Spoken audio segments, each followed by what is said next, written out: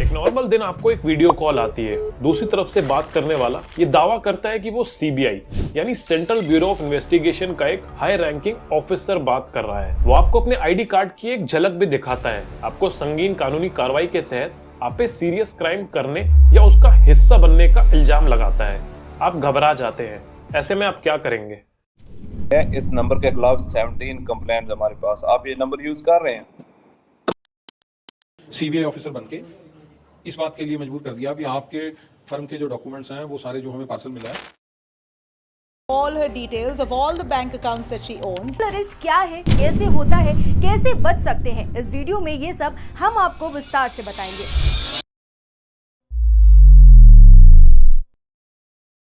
स्वागत है आपका एक नई वीडियो में। आज हम बात करेंगे एक ऐसे स्कैम के बारे में जो 2024 में पूरे इंडिया में चल रहा है, डिजिटल अरेस्ट स्कैम। आज की वीडियो में हम इस नए स्कैम के बारे में जानेंगे जिसके केसेस इसी साल 2024 में बहुत ज्यादा बढ़ गए हैं और देखेंगे कि ये स्कैम्स कैसे काम करते हैं और कैसे इनसे बचा जा सकता है। तो वीडियो को एंड तक जरूर देखिएगा। 2010 में इंडिया में सिर्फ 10 करोड़ लोग इंटरनेट का इस्तेमाल करते थे, लेकिन 2024 तक ये संख्या 80 करोड़ से ज्यादा हो गई। इसका मतलब है कि हर दूसरा भारतीय अब ऑनलाइन है। जितने ज्यादा लोग ऑनलाइन हैं, उतनी ही ज्यादा संभावना है कि कुछ लोग हमें ऑनलाइन धोखा देने की कोशिश करेंगे।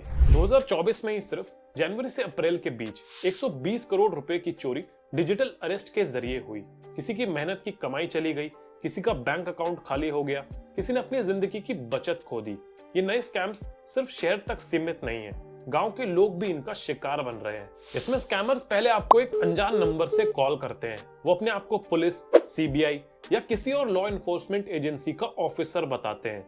उनकी टोन काफी अथॉरिटेटिव होती है, जिससे आप उन्हें सीरियस लें। ये कॉल्स अक्सर ऐसे नंबर से आते हैं जो ट्रेस करना मुश्किल होता है। कभी कभी ये इंटरनेशनल नंबर्स भी होते हैं। कॉल पर वो आपको बताते हैं कि आपका नाम किसी सीरियस क्राइम में आया है, जैसे मनी लॉन्ड्रिंग, ड्रग ट्रैफिकिंग या टैक्स एवेजन। उनका मकसद होता है आपको डराना और घबराहट में डालना। ये एक्यूजेशंस इतने सीरियस होते हैं कि आप सोचने पर मजबूर हो जाएं कि कहीं गलती से आपने ऐसा कुछ कर तो नहीं दिया। जब आप घबरा जाते हैं, वो आपसे कहते हैं कि इंक्वायरी के लिए आपको वीडियो कॉल पर आना होगा। ये उनका नेक्स्ट स्टेप होता है आपको और इंटिमिडेट करने का। वीडियो कॉल पर वो फेक यूनिफॉर्म्स, आईडीज और बैकग्राउंड्स का यूज करते हैं ताकि आपको लगे कि ये सब जेन्युइन है। वीडियो कॉल पर वो आपसे कहते हैं कि अगर आपने तुरंत फाइन या पेनल्टी नहीं भरी तो आपको अरेस्ट किया जाएगा। ये फाइन अक्सर लाखों में होता है। डर के मारे कई लोग बिना सोचे समझे ये पैसे ट्रांसफर कर देते हैं, बिना ये वेरीफाई किए कि ये कॉल असली है या नहीं। अब आप सोच रहे होंगे कि लोग इतना बेवकूफ नहीं कि इसमें फंस जाएं, पर ऐसा हो रहा है क्योंकि अपना सेटअप स्टेप बाय स्टेप इतना अच्छे से बनाते हैं कि अक्सर लोग उसमें फंस जाते हैं। और इन लोगों के सक्सेसफुली स्कैम को अंजाम देने के पीछे कई रीजंस हैं।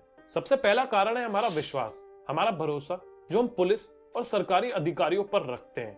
जब कोई अपने आप को पुलिस या सीबीआई ऑफिसर बताता है, हम तुरंत उन्हें सीरियस लेते हैं। यह विश्वास स्कैमर्स के लिए एक पावरफुल हथियार बन जाता है। स्कैमर्स इस विश्वास का फायदा उठाते हैं। वो जानते हैं कि लोग सरकारी अधिकारियों की बातों को मानते हैं और इसीलिए वो उनका भेष धारण कर लेते हैं। दूसरा कारण है डर, वो भय जो हमारे मन में बिठा दिया जाता है। जब आपको कहा जाता है कि आप एक सीरियस क्राइम में शामिल हैं, आप घबरा जाते हैं। इस घबराहट में हम सोचने समझने की शक्ति भी खो देते हैं। स्कैमर्स ये जानते हैं कि डर इंसान को जल्दी फैसले लेने पर मजबूर करता है, इसलिए वो आपको धमकी देते हैं, अरेस्ट की बातें करते हैं ताकि आप बिना सोचे समझे उनकी बात मान लें। तीसरा कारण है जानकारी यानी अवेयरनेस की कमी। कई लोगों को ये पता ही नहीं होता कि ऐसे स्कैम्स भी होते हैं। जब आपको इन स्कैम्स के बारे में मालूम नहीं होता तो आप आसानी से उनका शिकार बन सकते हैं। एक केस जो इसी उसमें काफी चर्चा में रहा वो था एसपी ओसवाल का, जो वर्धमान ग्रुप के चेयरमैन है। सितंबर 2024 में उन्हें एक वीडियो कॉल आई। स्कैमर्स ने उन्हें सुप्रीम कोर्ट की एक फेक ऑनलाइन हियरिंग में बुलाया, जहां एक एक्टर ने चीफ जस्टिस का रोल प्ले किया। इस फेक ट्रायल के दौरान उन्हें 6 करोड़ रुपए ट्रांसफर करने पर मजबूर किया गया। एक और घटना नोएडा में हुई, जहां एक महिला को 48 घंटे तक डिजिटल अरेस्ट में रखा गया। उनसे 10 लाख की रकम मांगी गई और उन्होंने ये पैसे ट्रांसफर भी कर दिए। बाद में उन्हें समझ आया कि ये एक स्कैम था। ये कुछ रियल लाइफ एग्जांपल्स हैं जो इस डिजिटल अरेस्ट स्कैम का शिकार बन चुके हैं। प्राइम मिनिस्टर मोदी ने अपने मन की बात प्रोग्राम में इन स्कैम्स के बारे में वार्न भी किया था। उन्होंने कहा था कि गवर्नमेंट ऑफिशियल्स कभी भी वीडियो कॉल के जरिए आपसे कांटेक्ट नहीं करेंगे। अगर आपको कोई ऐसी कॉल आए तो अलर्ट हो जाइए। कोई भी जांच एजेंसी फोन कॉल या वीडियो कॉल पर इस तरह पूछताछ कभी भी नहीं करती। इंडिया में अब हर स्टेट का एक डेडिकेटेड साइबर क्राइम यूनिट है।